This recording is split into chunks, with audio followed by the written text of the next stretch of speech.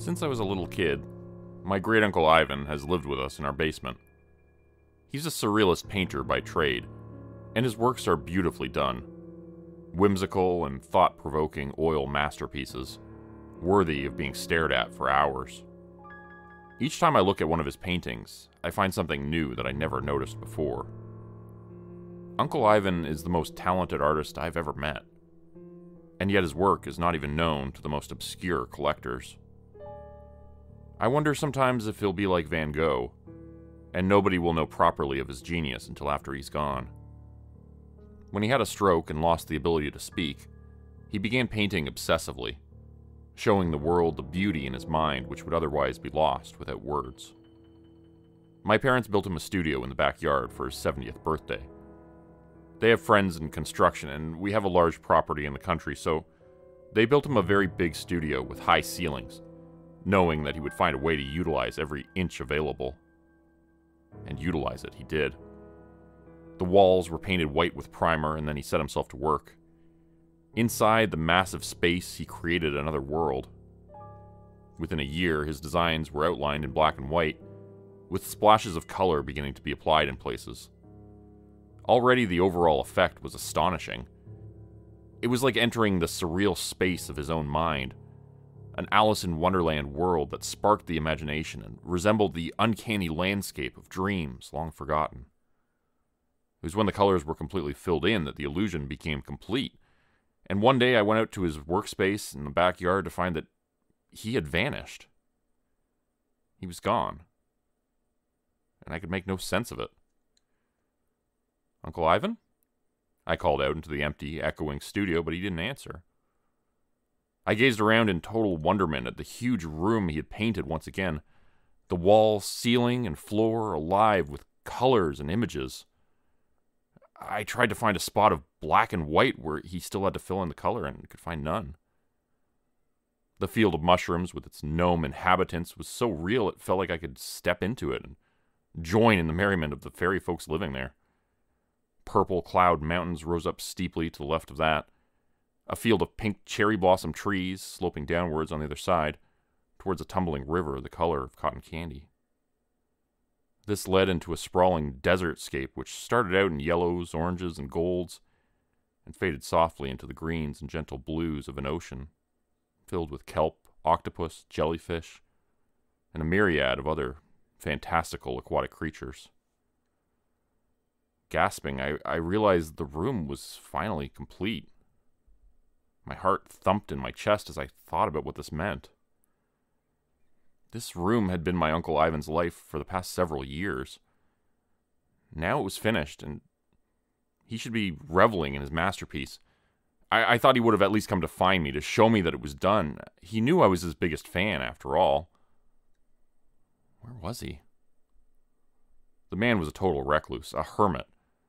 He never left the property no matter what, and often spent days straight in his studio working on the all-encompassing mural. I walked around the fantastical space, becoming lost in the swirling colors and dreamlike images. Even the floors were painted, making it feel like you were completely immersed in the beautiful fantasy world my uncle had made. The sound of birds chirping came from nearby, and I looked up with surprise, wondering how they had gotten into the workshop. And when I gazed up and looked around, my heart skipped a beat, and then another. My knees buckled, and I sat down hard, my jaw snapping shut with the impact. Dew-moist grass was beneath me, despite never having left a studio. Strangely, the grass was crimson red, the color of fresh blood. Insects I didn't recognize were scurrying in it, crawling up my arm. They were colorful and otherworldly, leaving rainbow-patterned footprints in their wake. A field of towering mushrooms stood in front of me, and it was actually there. It wasn't just an illusion of perspective and artistic mastery anymore. I could feel fresh air on my face and heard birds chirping all around me. There was the sound of a flute playing in the distance ahead, and gnomes were dancing merrily and singing beneath the shade of mushroom-capped roofs. Purple clouds floated in the sky, and a giant eyeball looked down at me like the moon, winking when it saw me. Too scared to scream, I began hyperventilating. Terrified, my eyes started to search for an exit, but found no way out. It's beautiful, isn't it? A voice asked from nearby. It sounded familiar, but I couldn't place where I had heard it before. I thought you'd like it, my great-uncle Ivan said, reaching out his hand to help me. Most people didn't understand what I was doing out here, but I could see that you got it from the very beginning. You knew what the purpose of it all was. Standing to my feet, my terror began to evaporate, and I felt a smile spread across my face, despite the surreal situation I had found myself in. Uncle Ivan, you can talk! It had been so many years since I'd heard the old man's voice. I'd forgotten what it sounded like. I can, he said, looking pleased. At least while I'm here. But that's always been the case. Come on, let's go for a walk. We started ambling towards the mushroom village up ahead. The music of lutes and flutes and drums became louder, the gentle tones of singing voices rising up to greet us. I really miss talking to you, Uncle Ivan, I said after a minute of silent walking. That's funny. We haven't really said anything yet. We both chuckled at that. Well, it's hard to find someone you're just as comfortable being quiet around as you are talking. And to be honest, I'm not really sure what to say after seeing all this. How long have you been coming to this place? Off and on for about a year. It was more off than on at first. Every time I came across a patch of black and white, it brought me out of it again. But the more I filled in, the longer I got to stay. I thought about this for a minute. It's all the way filled in now. Does that mean... Before I could finish my thought, he interrupted, pointing up at the sky and putting his arm around me. Look, Jordan, it's the spectral dragon. That's what I've been calling it anyways. A creature came up over the purple cloud mountains like the sunrise, and then came crashing down the hills toward us, sending a flurry of cherry blossoms fluttering in the air like butterflies. The dragon reminded me of a kaleidoscope as it morphed into every color of the rainbow before rising up on an air current at the last possible moment, narrowly avoiding crashing into the mushroom forest below. Its long, snaking body extended for miles and was soon lost above in the clouds. A few moments later, the skyward cherry blossoms fell around us like snow, and continued in that way for a while afterwards, until the ground was pink with them. We kicked them up into the air with our feet as we walked, like fallen leaves in autumn. The gnomes didn't even interrupt their song, as if such things were an everyday occurrence, and I realized they probably were. This place is incredible, I said. No wonder you've been spending so much time out here. Uncle Ivan was smiling and nodding, seeing that I understood him even more now. But there was something off about him. Uncle Ivan had lost weight. His face looked skeletal and thin. The change had been so slow I had barely noticed since I came out to his workshop pretty much every day. But he previously had chubby cheeks and a belly which overhung his belt, and now those things were gone and he appeared gaunt and pale. Come on, I'll show you my house, he said, laughing and taking my hand. Your house? He led me up the slope towards the mushroom village. The stalks of the fungi had windows and doors carved into them with care, and the quaint community reminded me of the downtown of a small medieval village. There were rustic shops with tables out front, a blacksmith and a market stall with fruits and vegetables. Gnomes were going about their lives in harmony and happiness. In here, Uncle Ivan said, opening the squeaky door at the base of one mushroom. He ducked his head and went inside through the low entryway, and I followed after him. Once inside, I saw a tastefully decorated room with furnishings in purple, orange, and gold. There was no indication we were inside a mushroom. It just looked like a regular house, only circular instead of square. He went over to a large cabinet and began to pull things from his pockets, shoving them inside the drawers.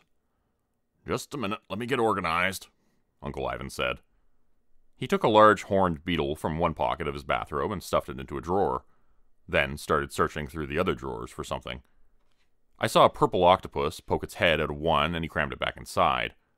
Another drawer sounded like it contained a swarm of bees, while another made a sound like a train whistle and the roar of a locomotive coming down the tracks. Uncle Ivan slammed that one shut quickly as the chugging, rattling noise of an approaching train became so loud it threatened to burst an eardrum. He breathed a sigh of relief, then opened a bottom drawer, retrieved a polka-dot umbrella, and unfurled it. A dozen or so frogs came out from the folds and began hopping around on the floor, but he ignored those. "Okay, all set. How about some breakfast?" The two of us set out on the town and met gnomes on the way to a tea shop. They were singing Uncle Ivan's praises. Literally. They had written several songs about him. Most seemed to proclaim him as a savior and a hero, vanquishing an evil enemy which came in the night. "What's with all the creepy songs?" I asked him as we took a seat at a table outside the tea shop. "They keep talking about a monster coming in the night. That's not real, is it? I mean, I thought this place was all about peace and beauty." "Well, you can't have good without evil," my Uncle Ivan said, raising his hand to call over a gnome waiter. "Yin and yang. You need one to have the other. This place couldn't be what it is without an evil underbelly. For heaven to exist, there must be a hell after all." Our waiter quickly poured our tea, then hustled away, his eyes fearful and his hands shaking as he overheard our conversation. Another member of the waitstaff brought a platter of biscuits and cakes, then hurried off as well, looking similarly frightened by the subjects we were discussing. "Does it always come at night, the monster in the songs?" "Always. But it's okay, I know how to take care of it. I always protect the villagers here. They need me to protect them. I'm their savior." His eyes looked to be gazing far into the distance past me, and I was suddenly worried again for my Uncle Ivan. I took a sip of the tea, but it did not quench my thirst. I ate one of the cookies as well, but felt no less hungry afterwards. My uncle ignored all of the items in front of us, choosing instead to stare off into the distance. And once again I remarked to myself how thin he looked, how unwell. Despite the beauty of his creation, despite the absolutely remarkable nature of it all, I was suddenly feeling scared. Not just for my uncle, but for me. I wanted to go home. I wanted to get out of this place. Opening my mouth to speak these thoughts aloud, it suddenly grew dark in the mushroom village and the surrounding fungi forest. A huge black cloud filled with booming thunder was rolling over us, and rain began to pour down, drenching us immediately. Gnomes ran into their houses and slammed the doors and windows closed. Open signs were pulled down from shop windows, and one saying closed replaced them. And yet still my Uncle Ivan stared off into the distance. "Uncle Ivan?" I said, grabbing his shoulder and squeezing it. "Uncle Ivan, are you there?" My heart started pounding faster as his glazed eyes remained fixed on some invisible object in the distance. For a second I thought he would stay like that forever, but then he blinked and focused on me again. "Oh, sorry. I must have been lost in my thoughts." He looked around with weary eyes and saw the darkness and the rain and stood up quickly. Oh dear, we should go. Quickly now, come. Let's go back to the house before it's too late." I thought at first he was talking about going back to the real world, and I nearly jumped for joy. I followed after him in the pounding rain and splashed through mud puddles as he led me back to his safe house inside the mushroom. It was only once we were inside that I heard the sounds coming from nearby, growing louder and more distinct. It sounded like the floor-shaking approach of a bear or a lion stalking toward us. My uncle grabbed a large wooden plank from behind the couch and brought it over to the door quickly, his eyes wide and fearful. "Help me with this, quickly. They'll be here any second." I hesitated, feeling as if something about this were wrong. But then my fear took over, and I grabbed the other end of the wooden board and helped him lay it across the doorway, barricading it. A second later, the door began to pound and shake as something tried to force its way in from outside. It sounded like claws raking across the wood as the thing roared and banged against the entry with all its might. "What the hell is that thing?" I asked my uncle. He was too busy to answer, searching through his large dresser with its countless tiny drawers. "Where is it? Where is it?" he shouted, pulling one open after another. "It must be here. It has to be." I ran over to him, looking back over my shoulder at the door as it nearly broke in two with the repeated impacts from outside. Now it sounded like not just one creature, but several, their claws tearing through the wood like paper. Uncle Ivan, we've got to get out of here. They're going to kill us. As he pulled open one drawer after another, I saw horrors inside each one that I will never forget. The dresser had been full of fun and whimsical items from what I'd seen before, but now every drawer he opened had a nightmare inside. A hooded figure reached out with a skeletal arm, a scythe gripped in its bony fist. My uncle slammed the drawer shut before it could emerge. The next had a freakish monster with bulging eyes and squid-like tentacles which snapped in the air and hissed with a beaked mouth full of many sharp teeth. He closed that drawer hastily as well. The door we had barred shut began to splinter, and I could see forms through the growing cracks in the wood. It seemed as if one more impact would break it open and we would be murdered by whatever came inside to greet us. All darkness, fangs, and claws by the looks of it. My uncle finally found what he was looking for and pulled it out from the dresser drawer, shouting in triumph. "Yes, I found it! Let's get the hell out of here!" It was a paintbrush and an easel. He began to paint a picture on the wall beside him, working so quickly it didn't seem possible. A few moments after he had begun, there was a beautiful doorway with a blue sky and sunshine. There were trees and green, grassy fields rolling into the distance. "Come, through here," he said, grabbing my arm. I didn't move, though. Something about all of this was wrong, I thought to myself again. Uncle Ivan, he needed my help, and this wasn't the way to help him. Escaping further into this fantasy world, going one step deeper into this dimension, or whatever this was not going to help him. I studied his bony face and looked at his thin, frail hand reaching out to take mine. "Come on, what are you waiting for?" he asked, looking terrified, checking over my shoulder for the next impact from outside. "That isn't the way, Uncle Ivan," I said, realizing what I meant when I said it. "That's not the way home. And I need to take you home. You need to eat and drink, and you need to get out of this place for a little while.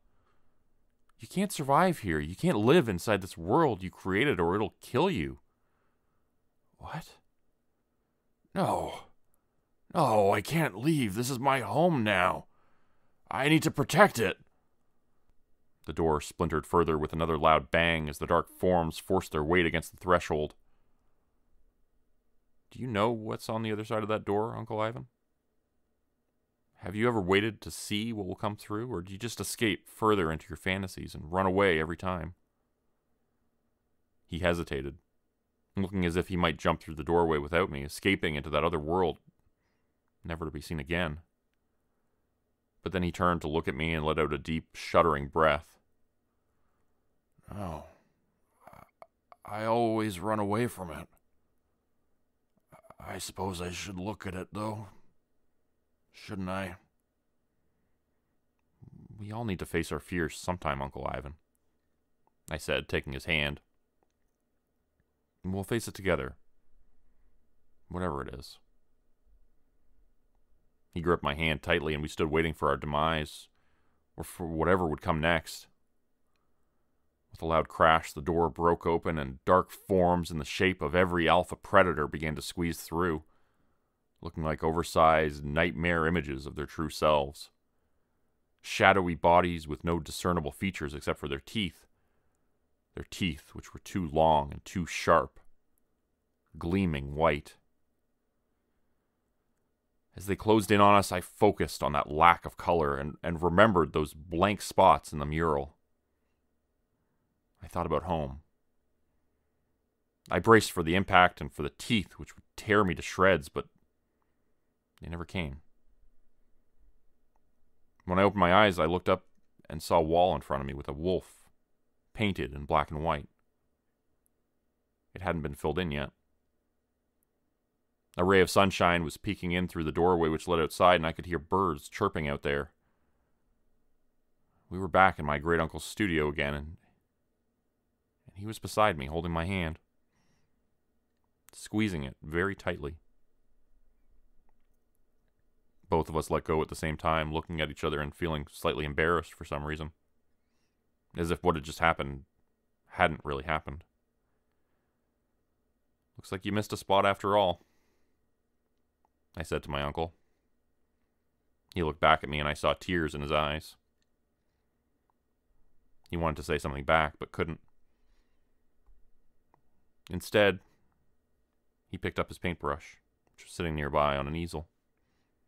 Various colors were there on the board, waiting to be chosen to fill in the empty spots, to make the mural really, truly complete.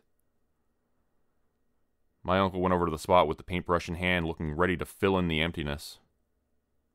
As he picked up the brush, his hand started to shake. Maybe from hunger, maybe from something else. I laid a hand on his shoulder, stopping him. Why don't you take a break for a little while, Uncle Ivan? Let's go inside.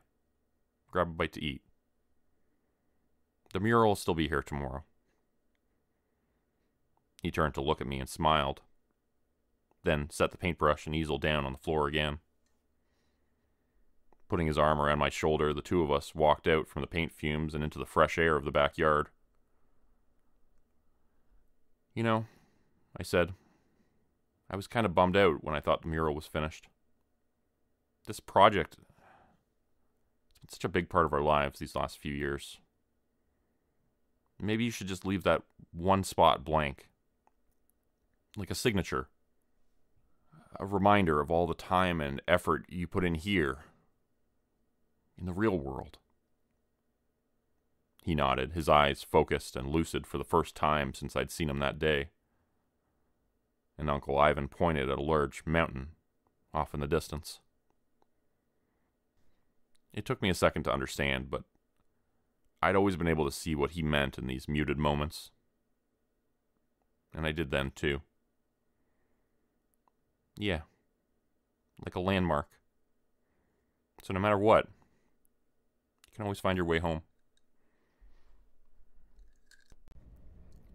Today's video was supported by patrons like Mark from Earth, Crimson Muse, Joy Burton, Diane Showers, Mark Sewall, Cheryl James, Pick Your Sticker, Teddy Dog, Clue404, Mamakato, Dante Kincaid, Zarin Ray, Angela Donovan, Larry 50, Devin Kyle, Timothy Baird, Ajeti, Bert Turner, Bajani Espinal, Michael Pierce, Big Joe, Kerry Harkonnen, LaDonna Spivey, Scott Tanaka, Tom Stewart, Sherman Davis, Bryce Shelton, Susan McClendon, Elise Batiste, Lisa and the Cult Jam, Open Circuit, Fabulavore, Raymond Jaggers, That Darn Fox, Raisin Detra, Kai Gaming 099, Windy Burns, The Windigo, Michael Squishy Park. If you'd like to help support the channel, please consider joining my Patreon page at patreon.com/Jordan Group Horror.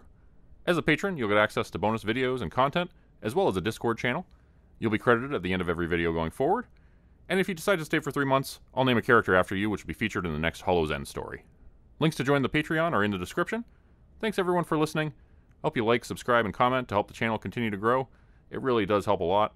And see you again next time at 4 p.m. Eastern Standard Time. Hope you have a great night.